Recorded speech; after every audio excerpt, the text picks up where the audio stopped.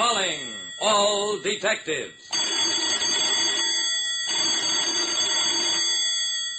You've probably had many invitations to weddings. But did you ever get one that contained 6 .38 caliber bullets? That is the situation on this page from my casebook. The casebook of Jerry Browning, private detective. Take it from me, Jerry Browning. The life of a private detective is nothing to envy. It was about 5:30 of what had been a routine, eventless day. A lot of office work, reports to fill out, then a lot of doorbell ringing, checking up on a man whose employers wanted bonding insurance on him. And now I was on my way home for an equally quiet evening. At Markham Road, I caught a red light. I barely rolled to a halt when somebody opened my car door on the curbside. "Hey, mister, this is no taxi." The man slid into the seat alongside of me and pushed the muzzle of a .38 within inches of my nose. "I got 6. It says you take me where I'm going." I looked along the gun into the face of Snooker Gallon, a man for whose capture I could collect an assorted group of rewards totaling $2,500. I thought of the $2,500. Then, "You're right. Where do you want to go?" "Start with the light. Stay on Markham Road."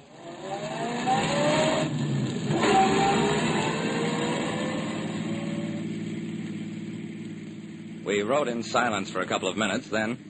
"Turn left at the next corner. 60,000 cars in the street, and I gotta pick you, Jerry Browning. No two ways about it. My luck is out." "Your luck is out? How about mine?" Snooker prodded me with a gun. "Shut up. I gotta think. If I just samp you like I figured to do with whoever picked me up, you'll have every cop in town looking for me. If I croak you, I can't risk hanging around. So what? So this. I gotta take you with me." "Oh. Well, where are we going?" "To a wedding. A pal of mine is getting married. To my girl. He thinks." Out of all the cars on the street, a hunted criminal picked mine to go to a wedding. Act nice and easy, Browning. Don't try to get away from me. And you'll live to talk about this tomorrow, maybe. You're crazy, Snooker. You can't kidnap a detective, invade a wedding, shoot the bridegroom, and get away with it. Maybe I should have croaked you after all. Okay, let's go on in. Prodding me along in front of him, Snooker worked his way through most of the assembled wedding guests without being noticed. Then, as we were almost on the other side of the room... "Why, that's Snooker Gallon." Snooker turned, faced the room. "I'm looking for Johnny Henderson." The old man glanced at the gun in Snooker's hand. "Johnny hasn't got here yet." "Me and my pal will just take a look around. And if anybody calls the cops, he better call the morgue, too." There were 2 men in the little dressing room we entered. I recognized one of them, Johnny Henderson, Snooker's former partner. "Hello, Johnny. Long time no see." Henderson jerked his head around, saw us, tightened his lips. "Hello, Snooker. I thought you were hot in this town." "Hot on the 2-bit pistol. But I had to talk to you, Johnny." Henderson nodded, turned to his companion. "Go on outside, and don't start anything." "Who you got with you, Snooker? A bodyguard?" Snooker laughed. "No, this is the shamus. Jerry Browning. Happened to pick him up. Figured to croak him after a while, maybe." Henderson glanced at me briefly, then turned back to Snooker. "Same old stuff, eh? Guns, muscle, easy money, and jail." Snooker looked hurt. "That's what I come to see you about, Johnny. You don't want to get married. I used to go with Ellen. I know what she's like. Chewing a house, kids. You'll wind up a waking stiff." Henderson shrugged, sat down. "I'm a working stiff now, Snooker. I did my time on that last job. I'm all square with the law. I'm staying that way." I took a chance and talked up. "Johnny and Ellen aren't your kind of people anymore, Snooker. Leave them alone and get out of here while you can." Snooker scratched his head with the gun muzzle. "You don't understand, Browning.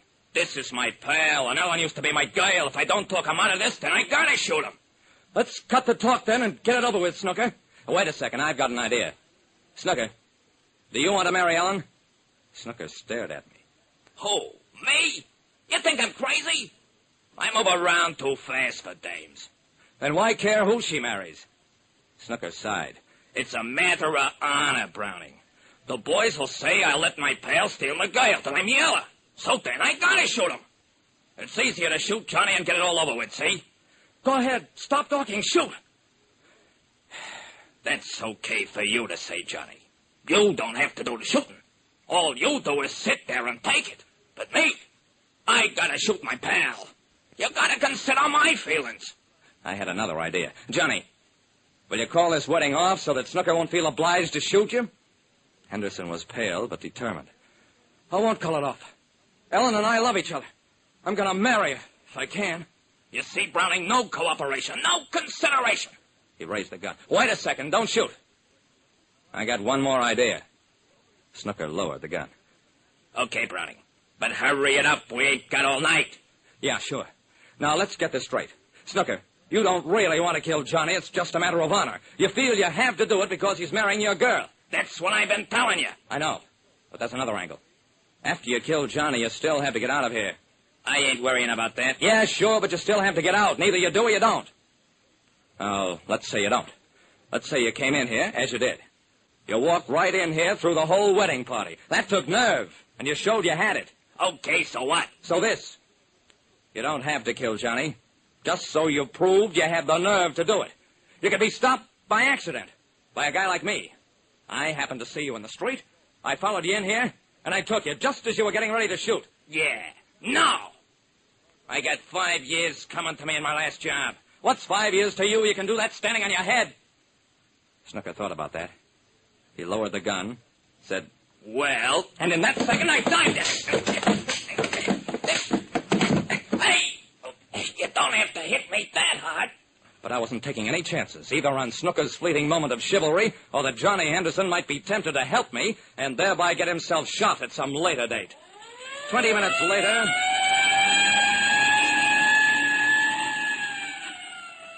I got a lot of credit for that arrest, but strictly off the record. The way I've told it is the way it really happened. I collected the reward money, sent half of it to Mrs. Ellen Henderson as a wedding gift. Like I said, the life of a private detective can be dull or exciting. It all depends on how the criminal happens to feel at the moment.